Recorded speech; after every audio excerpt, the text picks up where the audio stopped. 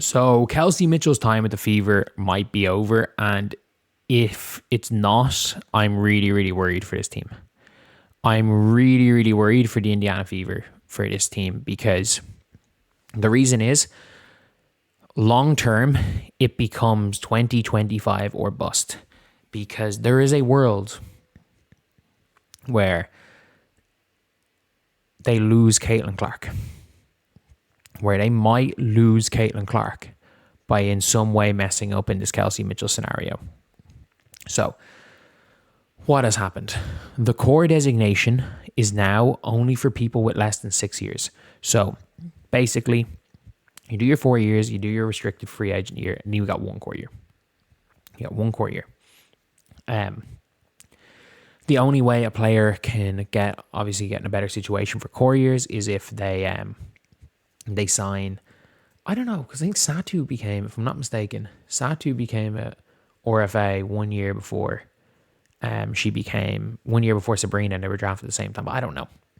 There are ways, if you've been cut and re-signed, you can become a UFA during your rookie deal. Like, it is what it is, you can court them. So the reality is that now instead of being locked up for 8 years, you're locked up for 6 years. It helps, in your franchise for 6 years. It helps. So Kelsey Mitchell is no longer eligible for the core extension, which means Kelsey Mitchell is a flat out unrestricted free agent. There's nothing you can really do. She can't be cored. She's not going to be taking the expansion draft because it is irrelevant. It is absolutely irrelevant. She can go wherever she wants. She gets taken by the Portland Fire. She can say fuck them and go anywhere else. So she won't be protected, obviously, now. The reality is that with Kelsey Mitchell, the Indiana Fever can only offer her a Supermax for 1 year, and she's going to want a Supermax. She was fifth in MVP voting, All W first team. She's going to want as much money as she possibly can get. She's not going to take a $400K a year decrease to stay in Indiana. That's too much money, especially for somebody who hasn't made this generational wealth. You're not going to take a $400K a year increase. So Indiana can get her on a Supermax for 1 year. They can get her on a 1 year Supermax. Aaliyah Boston is somebody that might take the regular max. She might take the 1.1 mil because, again, it benefits her over $300,000 to be in Indiana. I don't know if it benefits Kelsey Mitchell so what happens then is that Kelsey Mitchell has a 1 year Supermax offer from Indiana. Whereas if she looks around and looks at a Chicago, there might be a 3 year Supermax there from Chicago. If she looks at the Dallas Wings, there might be a 2-3. There might be a 3 year there. The Enrique money, they would definitely rather spend on Kelsey Mitchell. If you're looking at a expansion team, here's a 3 year Supermax to be the face of that franchise. So they're all very big options. Whereas if you're the Indiana Fever, you can only afford to keep Kelsey Mitchell for 1 year. You can't afford her long term. It's as simple as that. The Indiana Fever cannot afford Kelsey Mitchell for long term because you have to give Caitlin Clark the max. Even if you don't give Caitlin Clark the Supermax, you give her the regular max. You then have, because of the way these rookie deals are structured, like if they didn't put in the max eligibility after 3 years clause, there'd be no issue with this. Not only that, you could give Kelsey Mitchell a 2 year. You could give Kelsey Mitchell a 2 year Supermax, which she'd take. And you could then go and give a veteran player who's not a max contract player, but will help the team push the team over the edge, a 1 year max in an Azare. You could afford to give Azare a 1 year max.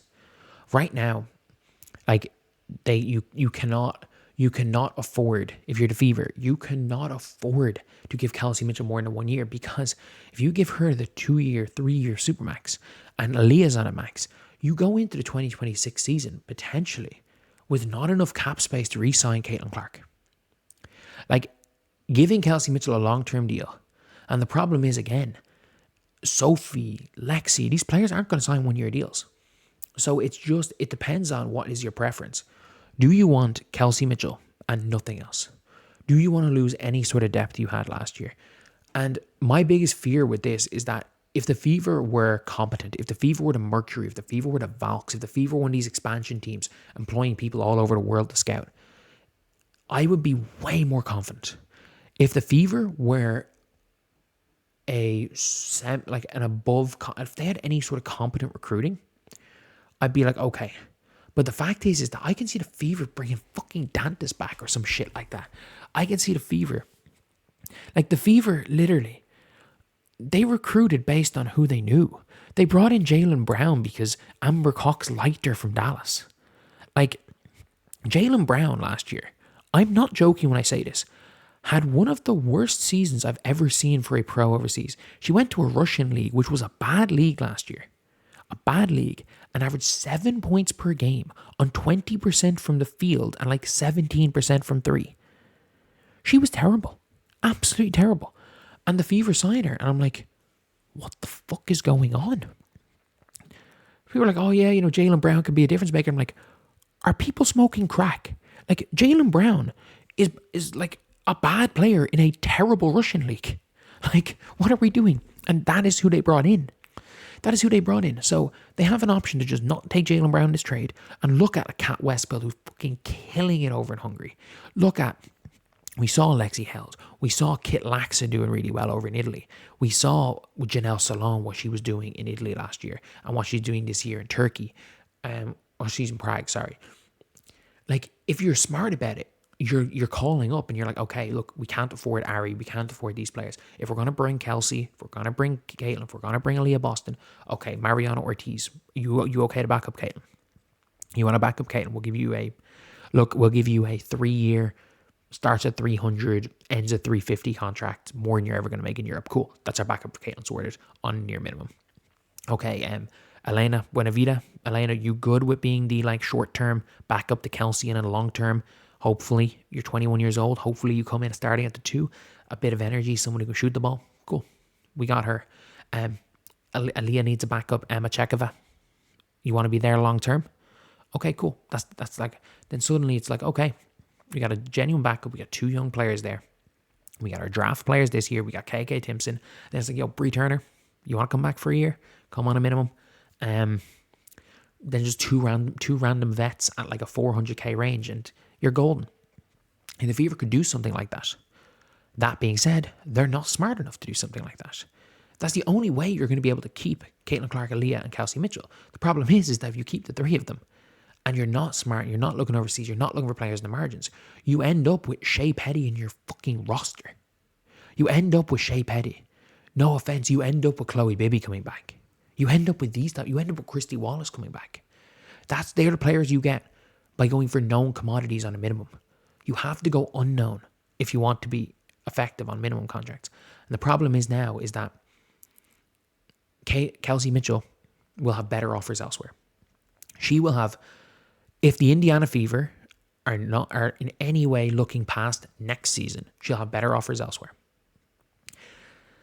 And if the Fever match the offers she's going to get from elsewhere and give her a long-term supermax, there is a world where they can't afford to keep Caitlin Clark. Or if Kelsey has a regressive season on a supermax, where they might have to attach a first-round pick to get off Kelsey Mitchell. They might have to get off Aaliyah Boston if they can't get off Kelsey Mitchell. And God forbid, if teams just band together and say, fuck it, we are not trading for them. We're not trading for either of them because we want to get Caitlin Clark off this team. We want everyone to get a free shot at Caitlin Clark.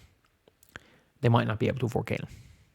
Especially if they want to bring Lexi back and they want to get the band together and they all want to sign more than 1-year deals. There's a world they can't afford Caitlin Clark. So they got to be very careful. They got to be very, very careful, Kelsey Mitchell. If the core designation was a thing, you could core her and trade her. That's no longer an option. I don't think she's going to sign a 1-year supermax because that does the same thing as core and trade her. It leaves her open to be traded from the moment that she's signed. They could sign her and then go fucking trade her on draft night for all we know. Like, it becomes really, really interesting then, and I don't know what happens. But anyway, yeah, that's the video. I'll see you guys.